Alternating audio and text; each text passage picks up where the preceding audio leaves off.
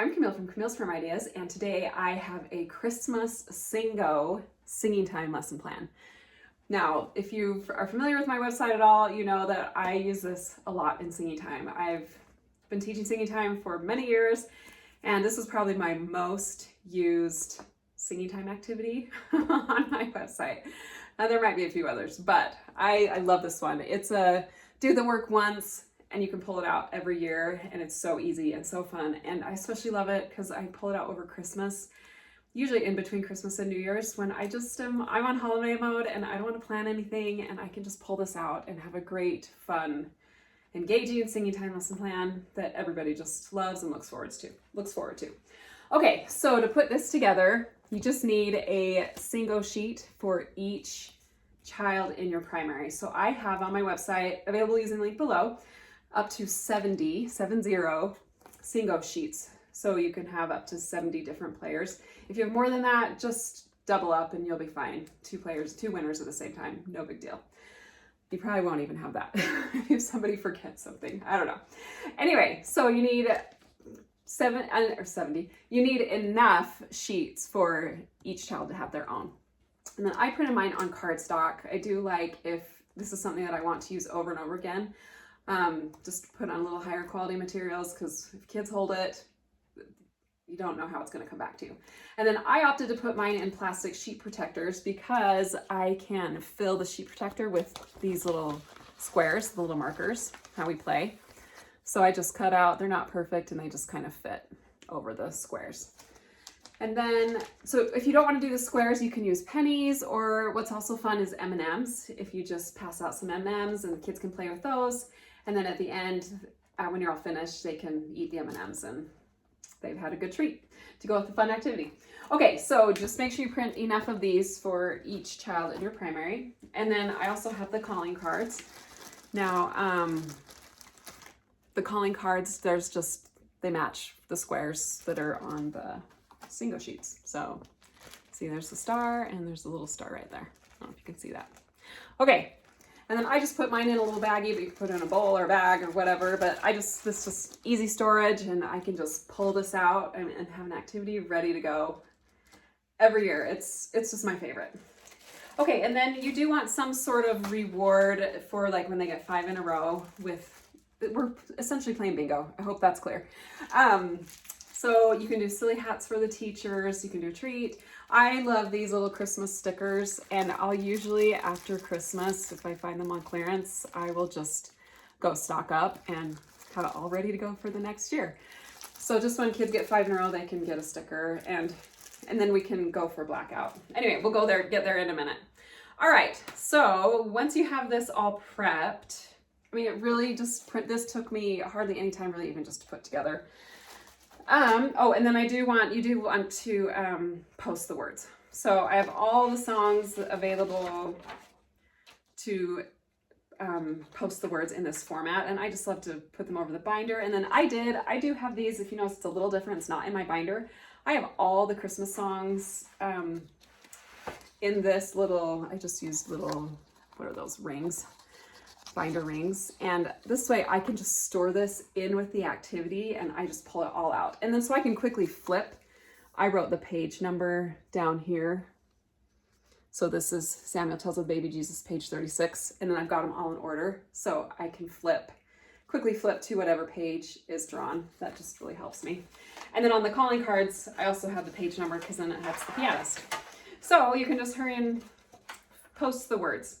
All right, and if you know me, you know that I love to post the words because obviously we don't sing all these Christmas songs. We don't learn them. Maybe Samuel Tells of Jesus. We are singing that this year, actually, in Book of Mormon. Anyway, sorry, side note. I love to post the words because they're just kind of unfamiliar, maybe semi-familiar, but I want to be able to sing all the Christmas songs.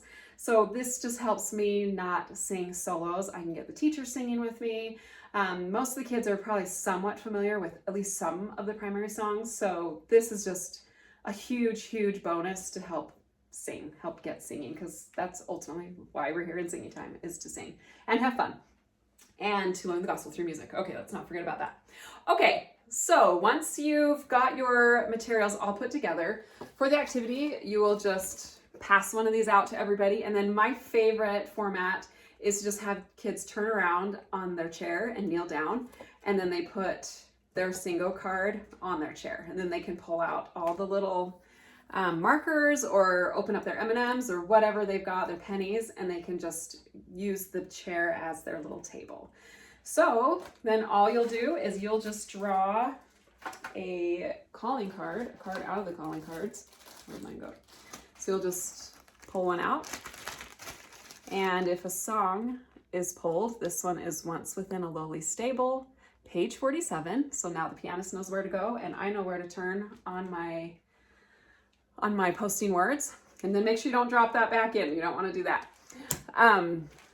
Set it aside. And then all the children will just go to their card, and if not all of them have everything, so if they have Once Within a Lowly Stable, looks like this one does, Once Within a Lowly Stable, they will just put their little marker over that. And then, and then I did say before you start, this is a free space, so make sure that you put something there to start with. That'll just kind of help winners, help it move it a little on. So there is no calling card for that middle one because that's just an automatic free space. That's why it says free space. So when you start, just have everyone put their little marker on the center. Okay, so then if they're laying this flat, they'll have their marker. Once Within a Lowly Stable, then everyone will turn, stand, and sing. And hopefully that was enough time for everyone to find it, for the pianist to get to their page, and then you can turn to the right song on your posting words. So then you'll sing it, everyone will be standing, and then you just repeat. So then you pull out the next calling card. And what I love, I'm cheap here, if there's a picture, Mary. So these are kind of our symbols of Christmas. And obviously Mary is the mother of Jesus. And you just want to quickly just discuss, like, why is Mary on here? What is her role in Christmas? And, she was the mother of Jesus. And I do have a list available on my website also of just some of the Christmas symbols if you want to elaborate. You probably just want to keep it moving because especially if there's a lot of songs, there's a lot of moving parts to this. But it's fun to just like the candy cane, why is candy cane, don't put that back in. Why is the candy cane a symbol of Christmas, and I do have, it's recognized as a reproduction of a shepherd's staff, and the crook on the staff helps to bring back sheep that have strayed. The candy cane is a symbol of Christ being our shepherd. So that's just it's a good way to bring in some symbolism about why we celebrate some of the things that we do. And actually, when I put together this lesson plan years ago, I learned so much, like even just with the shepherd's cane, the candy cane, that it's, and then if you turn it upside down, it looks like a J for Jesus. I mean, there's just a lot of symbolism in our Christmas symbols. So it's just kind of fun to discuss that. Okay, so then you just repeat, keep going back and forth, whatever's drawn, song or symbol. And then once someone gets 5 in a row on their card, say they get this one, they can yell out Singo. And then, like I said, you can offer them some sort of reward. It's funny for teachers to wear a silly hat if you have silly Christmas hats or silly hats around, or stickers. I do like, if I do stickers, I pass out each teacher a sticker and they can help me pass out the stickers. And then once someone gets Singo, we don't clear the boards and start over.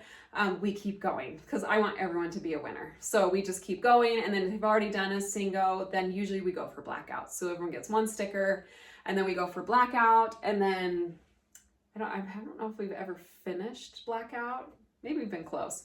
And then if you've got the M&Ms, then the reward is you can eat all the M&Ms or whatever. So anyway, it's just really fun, really easy, lots of singing, lots of learning. It's just like a win-win-win. Do the work once and you're set for years to come with this Singo. It's a riot. So anyway, I hope that helps you with your Christmas themed singing time this week. And I would love to know how it goes in the comments, and if you're primary, what you love to do for fun around the holidays. So Merry Christmas, and we will see you next year.